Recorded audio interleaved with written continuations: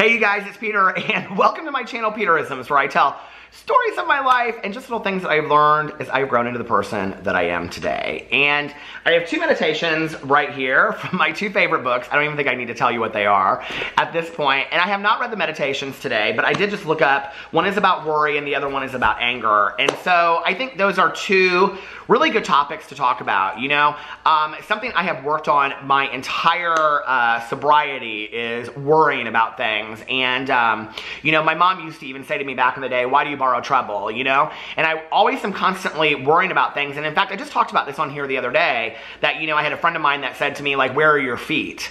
Because you have to, like, every once in a while practice just being present and looking down and being like, okay, I'm right here. There's no reason for me to worry about the future, worry about tomorrow, worry about what's going to happen, because in reality, I can't do a whole lot about that anyway. And I think that it's important to live in today, but plan appropriately for the future. And you can plan for the future in today, but not to be consumed with down the road and what's going to happen and those kinds of things. So I think that's a really good meditation, but I haven't read it yet, that we're going to talk about. And then I think the other one, addressing anger, I think anger is always a good topic to talk about. You know, I think all of us, you know, at times, like, have you ever just like been like, oh my God, I am so angry. And, you know, today, the way I look at it, because I practice such like just peace and serenity in my life, you know, that's so important to me. I mean, it's almost like I live in this glass box, honestly, that I am so protective of the peace and serenity around me that, like, anger is not a luxury. I don't have, you know, that luxury in my life to have anger on a daily basis. I think to be angry about things, I think that's fine. I think anger is a human emotion and we're going to feel it from time to time, but I no longer in my life want to be consumed by anger. I just don't, you know. Anger leads to resentments. Resentments to me are, you know, unfulfilled expectations, and resentments, especially for addicts and alcoholics, take us down, you know, because then we just like sit there and we perpetuate this madness in our head and we script conversations. You know, have you ever been like angry with somebody and you're like, and I'm going to tell them this and I'm going to say that, and you script the whole conversation in your head and then you never have the conversation, or you do and it doesn't go that way, and it's just so hard and so frustrating, and we just allow ourselves to get angry, and then it carries over into road rage, or, you know, just like being really frustrated with people in our daily lives, like the close people in our lives, like our friends and our family that don't deserve that, you know? So I think, to me, today, as even though I still allow myself to get angry, I mean, I'm not going to sit here and be like, oh, I don't get angry. I do. I get angry a lot, right? But I have tools and I have skills to deal with that today. I just don't want to be consumed by anger. And I think that that's really important. I will say this, that like, there's a lot that frustrates me in the world. I will say that. There are many times that I am misunderstood, or things that I say are taken and spun some way. This has happened to me my entire life, right? Or, you know, like somebody has an agenda or a motive and that affects me, and I'm sure a lot of you out there relate to that. So I've had periods of, like, I would say great frustration in my life that turns into some kind of like anger, but I haven't been somebody in my life that really suffers from great periods of anger. I just don't. And, you know, even I would say back in the day when I was using, I didn't. And, you know, I think part of it too is that even though I came from an alcoholic home with my mother and my parents were divorced when I was young and stuff, I didn't witness very much anger. I really just didn't. And I don't know if it's like, there weren't a lot of raised voices in our homes. You know, it just, there were certain incidents that had occurred, but it wasn't a regular thing. And I just think that I learned over time that that's not the language that we spoke. And so, like, a little bit today when I raise my voice or whatever, like, I try to catch myself very quickly, because it's what it is it's frustration out of not being understood. But I don't want to live out of anger. I just don't, you know? And that's why one of the biggest lessons I've been trying to learn is to be responsive instead of reactionary. And I'm still learning it. I mean, I still am, you know? I make mistakes all the time. And, I'll continue to grow. It's a learning curve for me. You know, I heard somebody say years and years and years ago that we assume that people learn lessons like this, but they don't really. They learn lessons like this, and then they make a mistake, and then they learn, and then they make a mistake, and then they learn, and they make a mistake, and they learn, and they make a mistake. And that over time, it's about growing from these peaks and valleys that you, like, fall back down. It's like, you know, 3 steps forward, 2 steps back. But eventually, you're further along than you would have been before. And that's all I can hope for myself. So, are you somebody that struggles with anger? If you guys have some great ways to deal with it, put it in the comment section below. We're going to talk about that one first. March 25th, The Cost of Anger.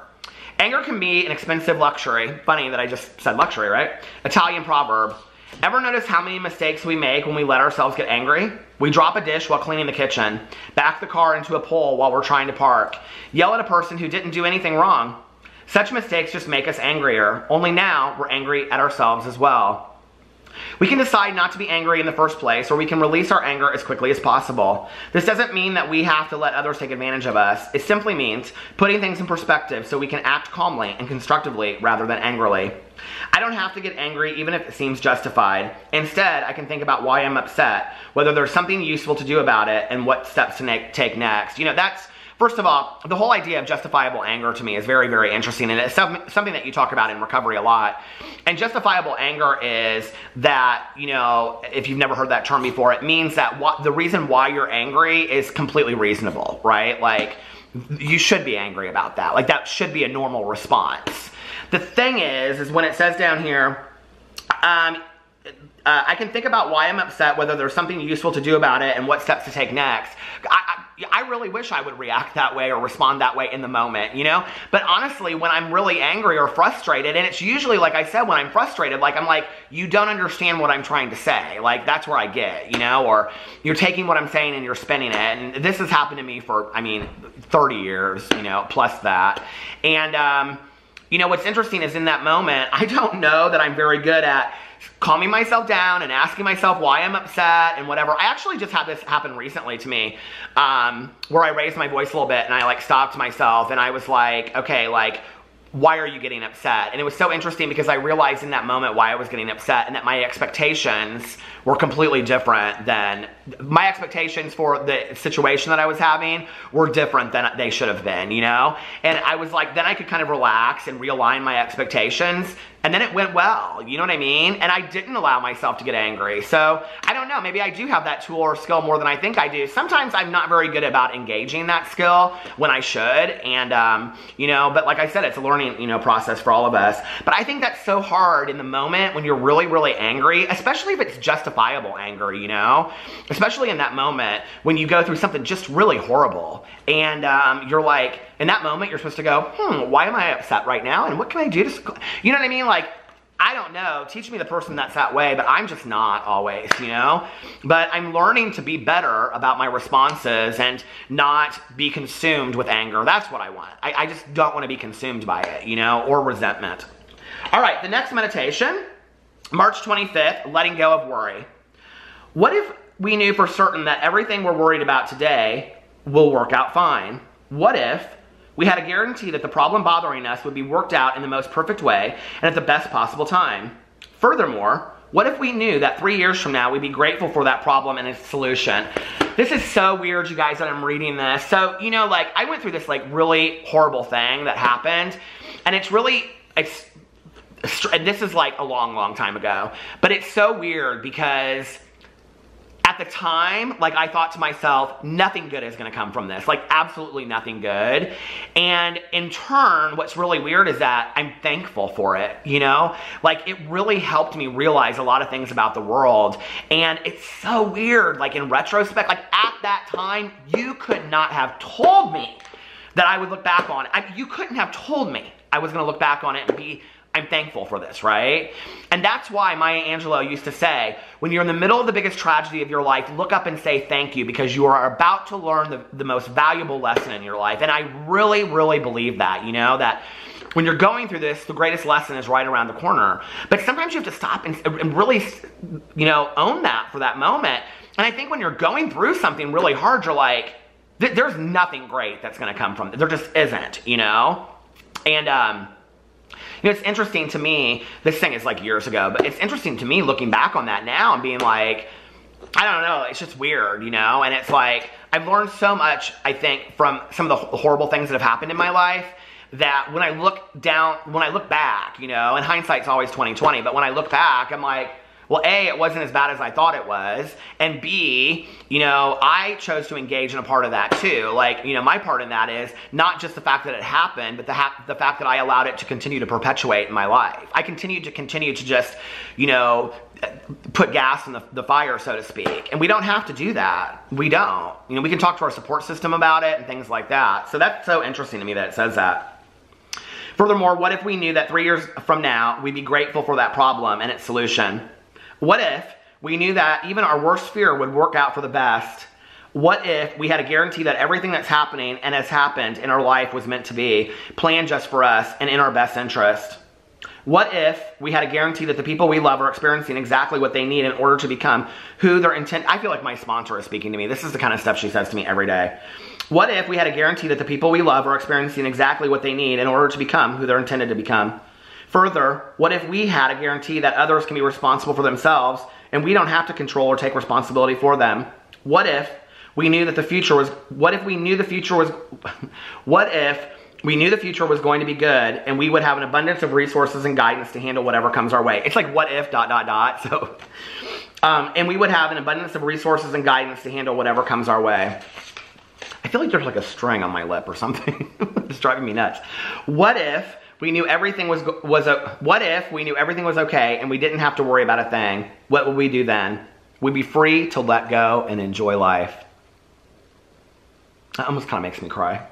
Today I will know that I don't have to worry about anything. If I do worry, I will do it with the understanding that I am choosing to worry and it is not necessary. And I definitely believe that. I do believe it's a choice. I really, really do. I believe that we often choose to engage in behaviors and emotions that are not healthy for us, but maybe at that time that's what we're supposed to feel, you know? I will tell you this, that, you know, I have...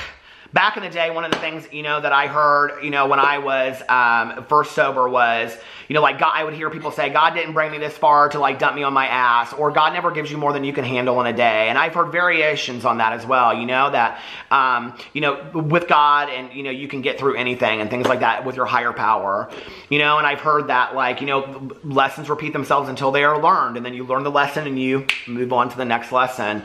And I have all of these kind of like slogans and mantras in my, you know, mind that really help me with this stuff. Sometimes I believe them, sometimes I really struggle with those, you know. When I'm going through something really, really hard, I will be honest and I'll say to my higher power, where are you in this? Like, what am I supposed to be learning, you know? And then I look back and what I realize is my tragedies are nothing in comparison to millions of people's tragedies. There's no comparison. I have an amazing life and I'm very, very grateful for my life.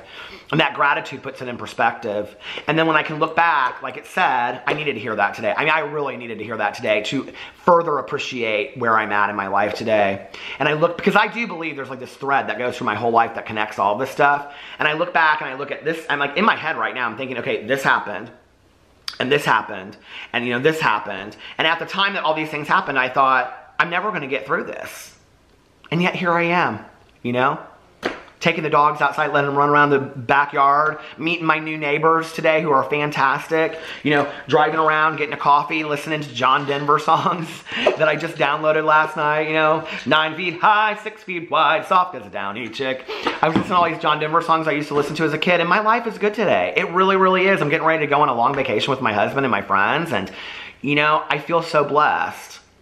But at the moment, I didn't feel that way. So maybe in the future, I will stop and look up and say thank you, because right around the corner will be the greatest lesson I will ever learn. I love you guys, and I will see you tomorrow.